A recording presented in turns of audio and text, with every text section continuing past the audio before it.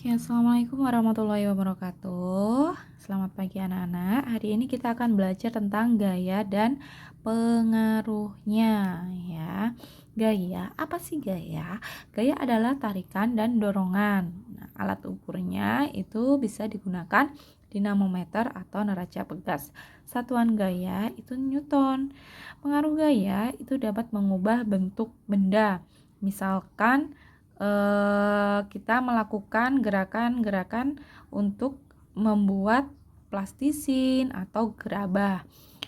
Terus yang kedua, mengubah arah gerak benda. Ini misalkan bola, bermain bola, kemudian teman kalian membelokkan bola tersebut ke arah yang lain. Ini mengubah arah gerak benda. Membuat benda bergerak menjadi diam. Misalkan bola yang menggelinding, ini kemudian kalian melakukan gaya untuk menahannya sehingga benda tersebut diam. Membuat benda diam menjadi bergerak, yaitu ketika bola yang diam kemudian kalian tendang ya, kalian berikan dorongan sehingga benda tersebut bergerak. Oke. Selanjutnya jenis gaya. Jenis gaya yaitu ada gaya otot, gaya gesekan, gaya magnet, gaya gravitasi, gaya pegas, dan gaya mesin. Yang pertama gaya otot. Gaya otot itu dipengaruhi oleh adanya gaya otot-otot manusia. Ya, bisa juga oleh otot hewan seperti kerbau, sapi, kuda dan lain sebagainya ya. Nah, untuk gaya gesek yaitu gaya yang terjadi karena gesekan permukaan dua benda. Besarnya gaya gesek itu dipengaruhi oleh kasar halusnya permukaan benda, luas permukaan benda, dan juga bentuk benda. Manfaatnya yaitu membantu benda bergerak tanpa tergelincir. Nah, ini misalkan saja kalian berjalan di kamar mandi. Nah, kenapa kalian tidak tergelincir? Ya, karena permukaan lantai dari kamar mandi itu dibuat lebih kasar. Kemudian yang kedua, menghentikan benda yang sedang bergerak. Misalkan kalian sedang menaiki sepeda, kemudian ingin berhenti. Nah, tinggal tekan remnya. Nah, maka akan terjadi gesekan antara roda dengan kampas sehingga mengakibatkan sepeda kalian berhenti.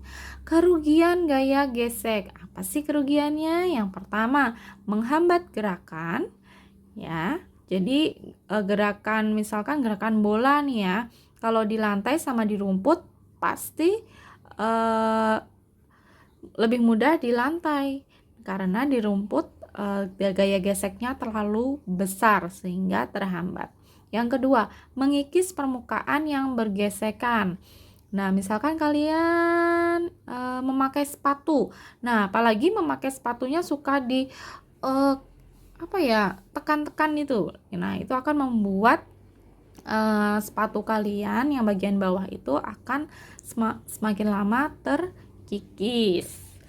Yang ketiga, boros energi untuk mengatasi gaya gesekan ya. Semakin besar gaya gesekannya, maka kita memerlukan tenaga yang lebih besar pula untuk mengatasinya.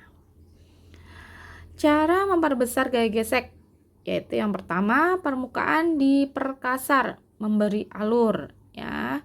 Ini seperti ban mobil, itu kan ada alurnya, biar apa? Biar tidak tergelincir ya. Kalau sudah tipis, maka harus ganti. Yang kedua, memperluas permukaan benda ya. Ini semakin luas, maka gaya geseknya juga semakin besar. Selanjutnya, cara memperkecil gaya gesekan. Yang pertama, memperhalus permukaan. Ya. Yang kedua, memberi bantalan peluru dan minyak pelumas. Ini contohnya pada rantai sepeda kalian. Diberi pelumas biar gaya geseknya semakin kecil sehingga mudah untuk dikendarai. Yang ketiga, memasang roda. Memasang roda ini digunakan untuk mempermudah kalian untuk memindahkan benda-benda yang berat. Itu biasanya diselipkan roda di bawah benda yang akan dipindahkan sehingga waktu digeser dia akan semakin mudah. Gaya magnet. Nah, gaya yang dilakukan oleh magnet.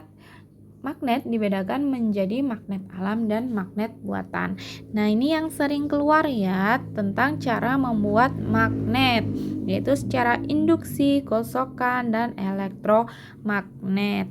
Induksi yaitu dibuat dengan mendekatkan benda yang akan dibuat magnet dengan magnet lain. Sifat kemagnetannya sementara. Cara menghilangkan sifat kemagnetan dengan melepaskan benda dari magnet. Maka lama-kelamaan sifat kemagnetannya akan hilang. Yang kedua, dengan gosokan.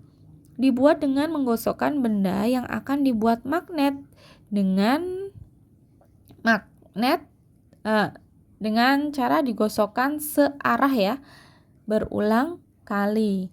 Semakin banyak gosokan, semakin kuat sifat kemagnetannya. Akan tetapi ingat, satu arah. Sifat kemagnetannya juga bersifat sementara.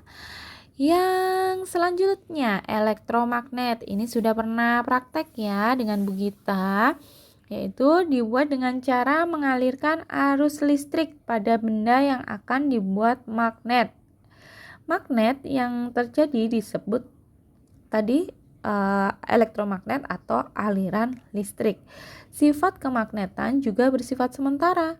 Cara menghilangkan sifat kemagnetan dengan memutus aliran listrik. Nah, ini ilmuwan yang menyatakan bahwa magnet dapat menimbulkan arus listrik ini yaitu Michael Faraday. Ilmu yang menyatakan bahwa arus listrik dapat menimbulkan sifat magnet, nah elektromagnet tadi, itu oleh Hans Christian Ørsted. Oke.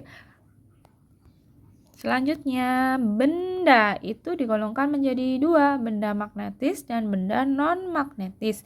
Benda magnetis dibedakan menjadi ferromagnetis, yaitu besi, baja, kobalt, nikel.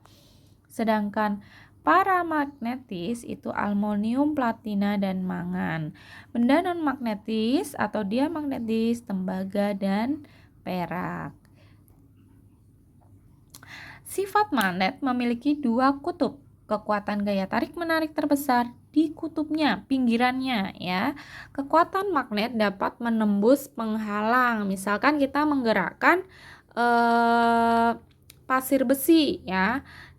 Yang ada pada kertas, kemudian magnetnya di bawah pasir besi itu pasti akan bergerak. Nah, di meja juga masih bisa. Nah, ini tergantung tebal tipisnya, kekuatan magnet ini tergantung tebal tipisnya penghalang ya. Kutub senama didekatkan akan tolak-menolak. Senama itu apa, Bu? Ya, senama itu yang U sama U, utara sama utara, selatan sama selatan, itu akan tolak-menolak. Kemudian yang kedua, kutub tidak senama akan tarik-menarik, misalkan utara dan selatan. Selanjutnya memiliki medan magnet. Medan magnet itu daerah di sekitar magnet yang masih dipengaruhi oleh gaya magnet. Selanjutnya jenis magnet, ini ada magnet batang, magnet bentuk ladam kuda, bentuk U, silinder, bentuk cincin, dan bentuk butang. Satu lagi yang enggak ada, bentuk jarum ya. Pemanfaatannya untuk magnet jarum itu biasanya digunakan untuk kompas.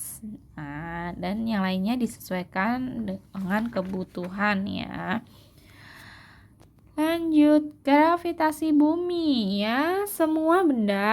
Menyebabkan semua benda dapat jatuh menuju bumi, memiliki berat, dan benda-benda yang ada di bumi ini tidak akan terlempar keluar angkasa.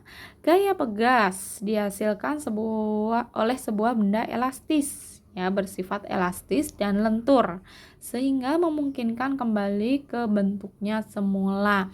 Nah, misalkan permainan yang biasanya kalian mainkan sekarang itu apa? Squishy ya. Itu jika kalian remas-remas maka akan kembali ke bentuk semula. Kemudian permainan trampolin, ketapel, dan lain sebagainya. Gaya mesin, ya ini gaya yang ditimbulkan oleh alat atau mesin. Nah, contohnya apa? Contohnya ya eskalator, mainan mobil-mobilan, dan lain sebagainya. Oke, terima kasih atas perhatiannya. Semoga bermanfaat. Wassalamualaikum warahmatullahi wabarakatuh. Jangan lupa latihan di buku pemantapannya dikerjakan ya. Dikerjakan mandiri dulu.